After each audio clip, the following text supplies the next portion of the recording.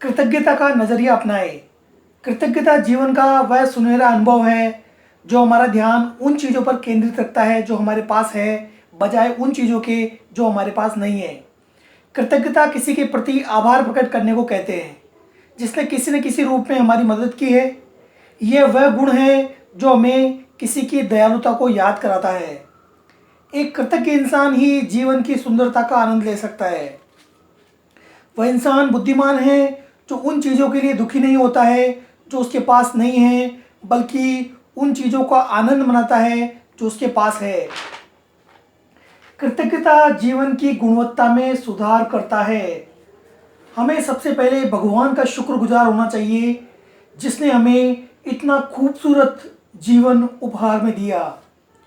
जो इंसान जीवन की हर सांस के लिए भगवान को धन्यवाद देता है और ये मानता है कि जो भी होता है अच्छे के लिए होता है, वह दुनिया का सबसे भाग्यशाली व्यक्ति है, क्योंकि वह अपने जीवन में भगवान की कृपा को समझ गया है।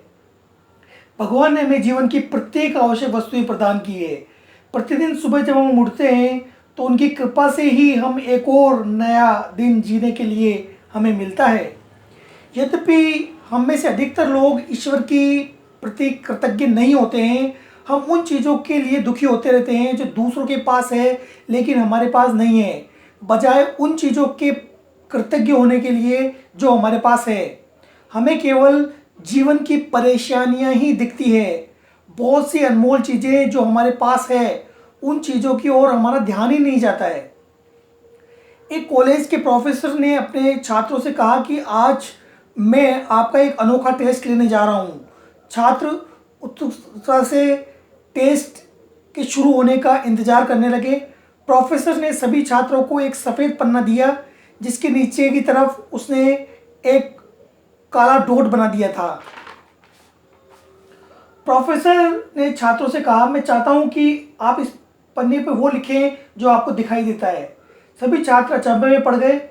उन्होंने अपने अपने पन्ने पर कुछ लिखना शुरू किया। थोड़ी देर में प्रोफेसर ने सभी पन्नों को इकट्ठा कर लिया।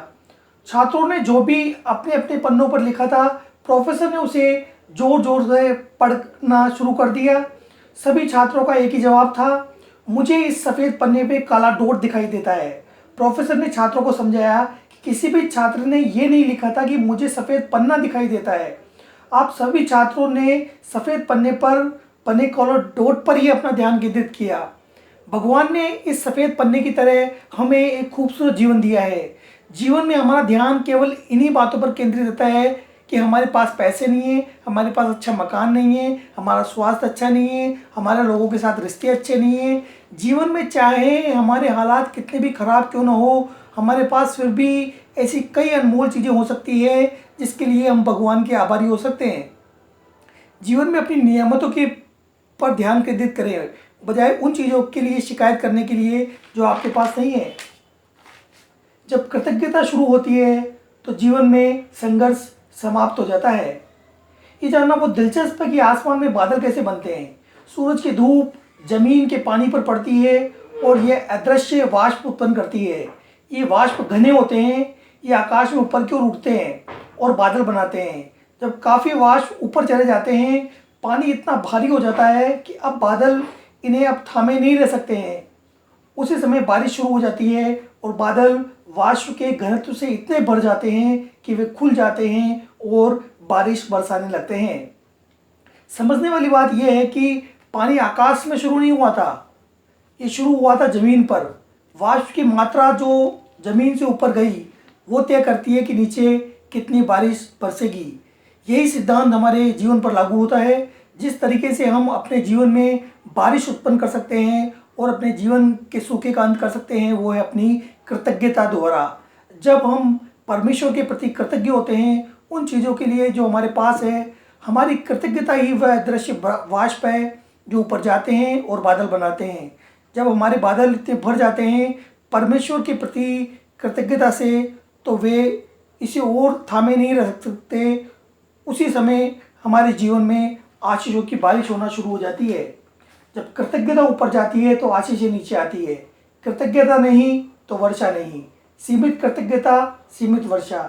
प्रचुर कृतज्ञता, प्रचुर वर्षा।